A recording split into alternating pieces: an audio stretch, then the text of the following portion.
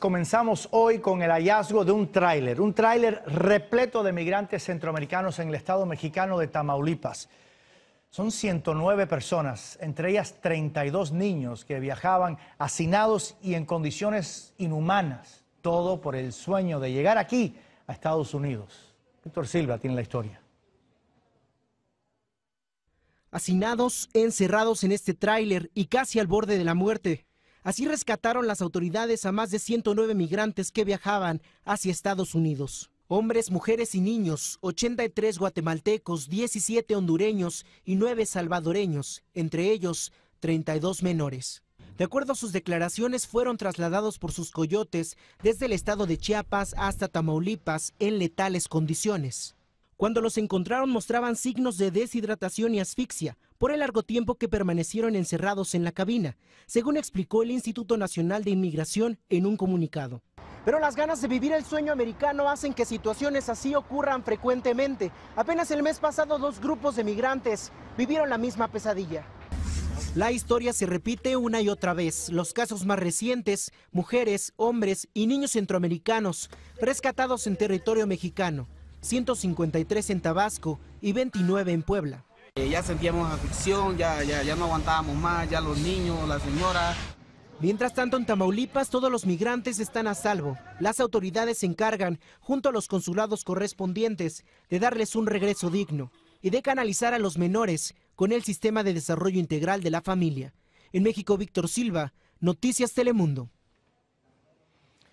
El plan migratorio del presidente Trump se estrella contra un verdadero muro de oposición. La propuesta de legalizar a casi 2 millones de Dreamers a cambio de más fondos para la valla fronteriza o muro y más límites a la inmigración legal está recibiendo fuego cruzado de demócratas, republicanos e incluso de los soñadores mismos.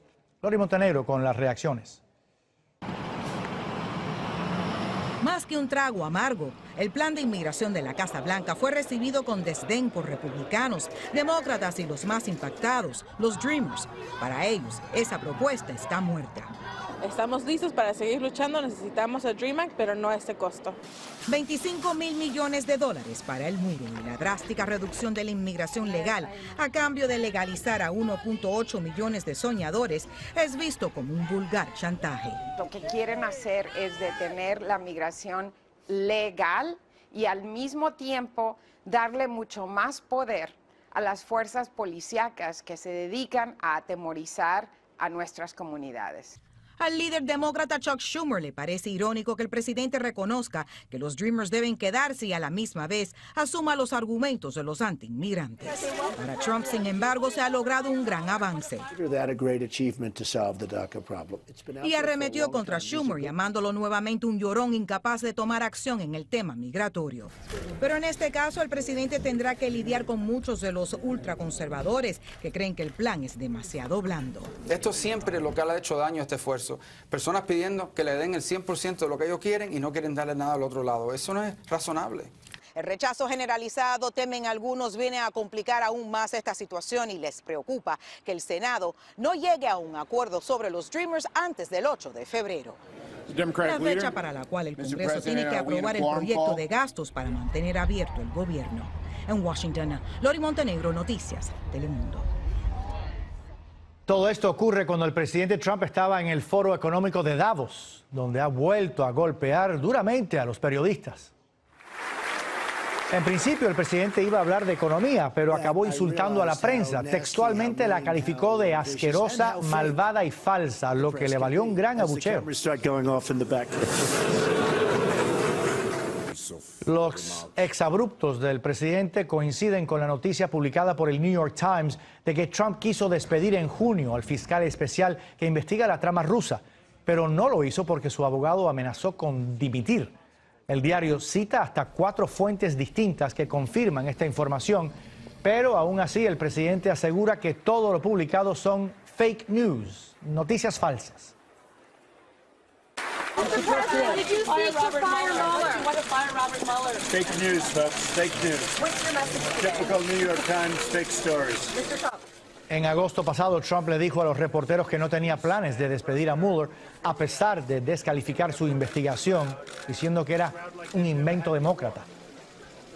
La máquina deportadora de Trump gana cada vez más recursos. Ahora, ICE ha conseguido el acceso a una gigantesca base de datos que monitorea las placas de los carros en todo el país. Como nos dice Francisco Cuevas, con esta información la agencia podrá rastrear mejor a los inmigrantes que está investigando. Julio Pérez llegó hoy a la oficina del Departamento de Motores y Vehículos en Los Ángeles y en su rostro, como en el de muchos en la fila, había preocupación. Uno viene a registrar su carro y sale con esto de que ya Migración obtiene toda esa información. El Servicio de Inmigración firmó un contrato con la compañía Vigilant Solutions, que cuenta con la red de matrículas más grande del país. Con este acuerdo, ICE tendrá acceso a más de 2.000 millones de placas de automóviles, y esto ha encendido una alarma entre grupos proinmigrantes. ICE va a usar toda la tecnología habida y por haber para tratar de localizar a personas indocumentadas, para poder agarrarlas y deportarlas. Con la ayuda de cámaras de tránsito de todo el país, cada movimiento de los autos en el banco de datos queda registrado. Van a saber a dónde está y pues muchos no tenemos documentos aún todavía. Yo siento que nos perjudica. Pero lo que más preocupa a grupos en favor de los derechos civiles es que la agencia federal ahora sabe en tiempo real dónde se encuentran los blancos de sus investigaciones. Cada día nos estamos encerrando más en estas tecnologías que nos están identificando.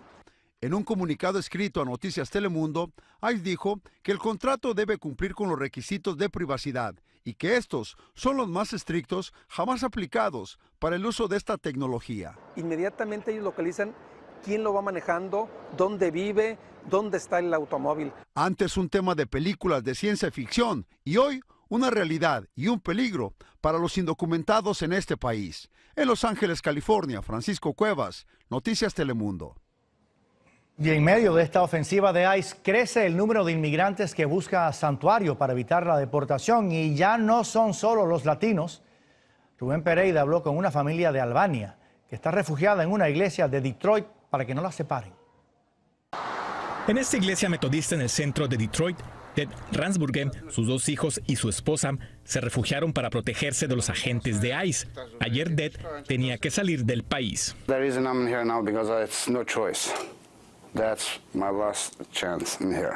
Ted, su esposa Flora y su hijo mayor salieron de Albania y llegaron a Estados Unidos hace 17 años. Aquí nació su segundo hijo. Desde hace 11 años, Flora padece esclerosis múltiple. Su esposo es quien la baña y le da de comer. Nobody, just to die. En un comunicado, ICE comentó: en 2006, un juez ordenó la salida de Ted Ransburger. Su apelación fue rechazada. En 2017, se le ordenó reportarse con ICE y no lo hizo. Hoy es un fugitivo. No es justo. Él es una persona humana. Él tiene una esposa que está enferma. Así como ICE ha comentado que no hacen excepciones en cuanto a las personas que buscan deportar, activistas hispanos de Detroit también argumentan que no hacen excepciones para defenderlos. Buen esposo, trabajador. Es un pecado lo que quieren hacer con él. A Ted le negaron una petición de asilo político. Su esposa, por su condición física, no enfrenta la deportación y su hijo mayor tiene DACA. ¿Qué significa la estatua de libertad? Vengan todos los necesitados. Ahorita esa estatua está llorando. Por lo pronto, esta pareja de inmigrantes espera que suceda un milagro y agradecen el apoyo que han encontrado en distintos miembros de la comunidad, incluyendo la hispana. En Detroit, Rubén Pereira, Noticias Telemundo.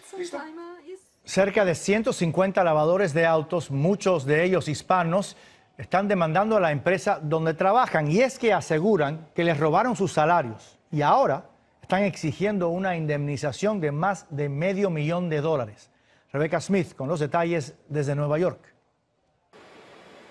Cuando empezamos a dar testimonio de estos abusos, empezaron a castigarnos o a reducirnos las cantidades de horas. Gerardo Gómez es uno de los 150 trabajadores que junto a la Fiscalía General del Estado de Nueva York demandó a esta empresa de lavado de autos, Tropical Bridge Car Wash, ubicada en Brooklyn, porque aseguran les robaron a sus empleados un total de $540,000 en salarios y beneficios durante 6 años. La jefa adjunta del Departamento de Trabajo de la Fiscalía asegura que este fue un robo sin escrúpulos. Para no pagar sus empleados con salario mínimo ni sobre tiempo. La demanda fue presentada en el Tribunal Supremo de Brooklyn en contra del autolavado, su dueño y sus administradores. El fiscal general del estado, Eric Schneiderman, informó que la indemnización para los trabajadores debe ser de más de $1,5 millones. Para Gerardo, lavar autos es un trabajo duro pero honrado, por lo que dice merecen respeto. Nos pagan un salario que no va acorde a lo que se vive aquí en Nueva York o lo que está oficialmente establecido, y que no pagan horas extras. La Fiscalía Estatal ha demandado a otras 26 empresas de lavado de autos que han abusado laboralmente de sus empleados y han logrado recuperar $2,5 millones para los afectados. Intentamos comunicarnos en diferentes ocasiones con el dueño o el gerente de Tropical Breeze Car Wash, pero no hemos recibido respuesta. Inclusive intentamos acceder a la tienda, pero se nos negó el acceso. En Nueva York, Rebecca Smith, Noticias Telemundo. La epidemia de influenza sigue creciendo y las autoridades sanitarias dicen que es la peor en casi una década. Y el número de niños muertos asciende a 37 niños. Mientras más escuelas en Florida y Oklahoma cierran sus puertas. Ahora son 11 los estados que han tomado la misma decisión para desinfectar los edificios. Pero ¿cómo detectar si estamos contagiados con el virus de la influenza o tenemos un simple resfrío? Bueno, en primer lugar, los síntomas de un resfriado son secreción o congestión nasal, dolor de garganta y tos. Esto es todo similar a los de la influenza, pero si además tiene fiebre, le duelen los músculos y siente fatiga, lo más probable es que tenga influenza. En cualquier caso, la mejor recomendación siempre es consultar a su médico. Todos los directivos de la Federación de Gimnasia de Estados Unidos renunciarán a sus cargos. Esto como consecuencia del escándalo generado por los abusos sexuales a más de 150 menores cometidos por el ex médico de esa federación, Larry Nassar. El Comité Olímpico estadounidense les había dado 6 días para hacerlo, mientras se abre una investigación para determinar si funcionarios deportivos fueron cómplices con su silencio en los abusos de Nassar, que se prolongaron por más de 2 décadas. En Houston, un hombre latino que había sido secuestrado murió en medio de la balacera entre sus captores y agentes del FBI que estaban tratando de rescatarlo. Ahora se está investigando si uno de esos oficiales es el responsable de la desgracia. Víctor Hugo Rodríguez habló con el hermano de la víctima. Un excelente hermano. Lo extraño mucho. Ernesto no logra entender cómo su hermano perdió la vida a manos de un agente del FBI. Mi hermano nunca se metió con nadie. No salía, se dedicaba a su hija. Según las autoridades, los atacantes iban por Ernesto, pero al no encontrarlo, se llevaron a su hermano Ulises, de 40 años, quien en ese momento se encontraba en casa con su hijo. Supuestamente querían cobrar cuentas relacionadas con el narcotráfico y pedían un rescate. ¿Los conocía usted? Ernesto niega esa versión. No los conocía. ¿No los conocía? ¿Usted nunca les debía nada a ellos? No, a nadie le dio nada a ellos. Según el reporte de la policía, después de que secuestraron a Ulises en esta casa, el menor de 12 años salió corriendo hasta llegar a esta propiedad y fue de aquí donde salió la llamada al 911. Las autoridades lograron arrestar a Nicholas Cunningham, Jimmy Sánchez y Sofía Pérez. Ellos fueron presentados hoy en corte y enfrentan cargos por secuestro. En tanto, al menor de 12 años, quien diera parte a la policía para salvar a su padre, se encuentra en custodia de la Agencia de Protección al Menor. Su madre murió de cáncer cuando él tenía 10 años. Se murió la mamá y ya luego, lastimadamente, me quitan a mi hermano. Me lo tienen que dar a mí. Me lo tienen que dar a mí. Mientras tanto, el jefe de la policía local dejó claro que los que entraron al cuarto de hotel donde tenían a Ulises secuestrado y los que detonaron los disparos fueron los agentes del FBI. El agente que disparó fue suspendido de sus labores mientras la investigación continúa. Víctor Hugo Rodríguez, Noticias Telemundo. La corrupción y los sobornos galopan a sus anchas por México. Un nuevo informe revela que más de la mitad de sus ciudadanos, más de la mitad acepta haber dado al menos una mordida en su vida.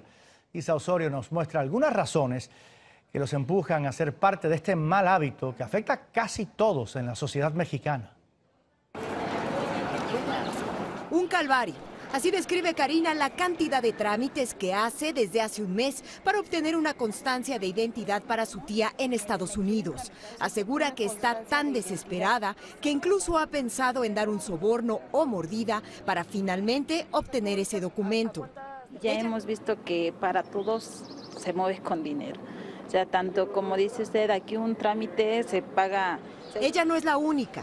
Por lo menos 60 millones de mexicanos han dado alguna vez en su vida un soborno, colocando a México en el infame primer lugar con el índice de sobornos más alto en América Latina.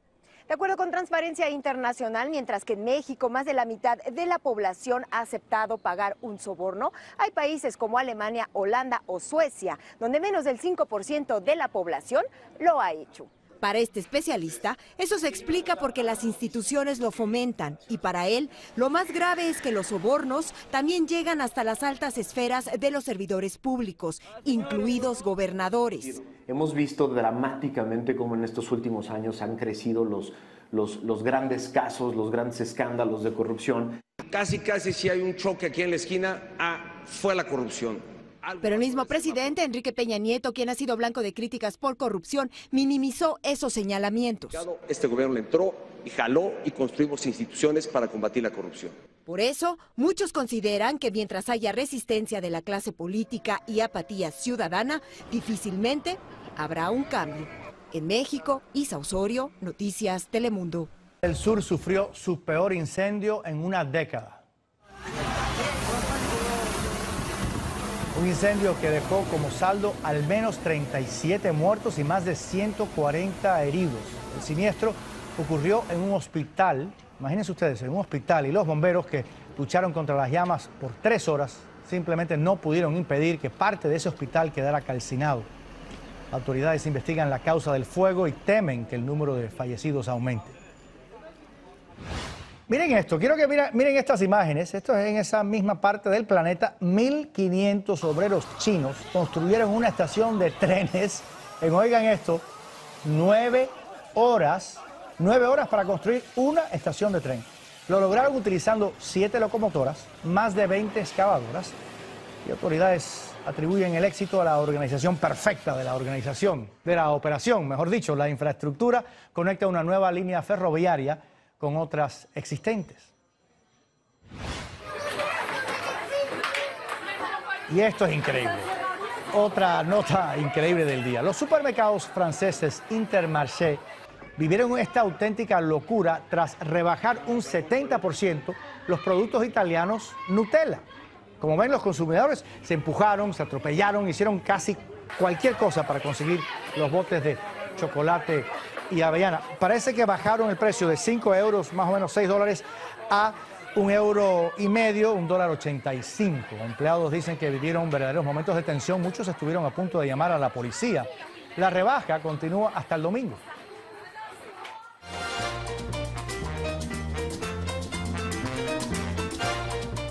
La cocina mexicana es una de las más ricas y originales del mundo. Sin embargo, en Ciudad de México, la comida venezolana se está poniendo de moda. Inmigrantes de la nación suramericana se abren paso entre los tacos y chilaquiles con platos típicos de Venezuela. Harina de maíz, me la pones. El chef Enrique Partidas huyó de la crisis en Venezuela, pero nunca imaginó que los platillos de su país serían tan populares en México.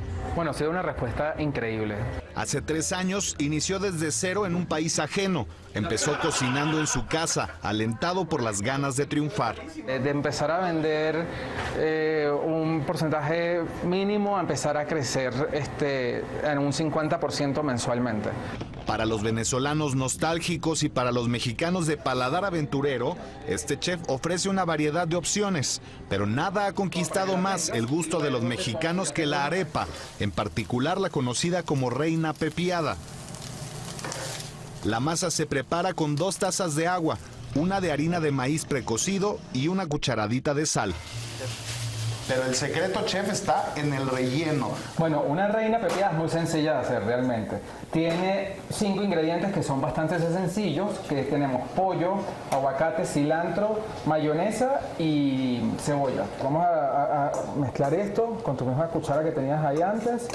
Menéalo, eso. Va. Listo. Bueno, llegó la hora de la verdad y de romper la dieta también.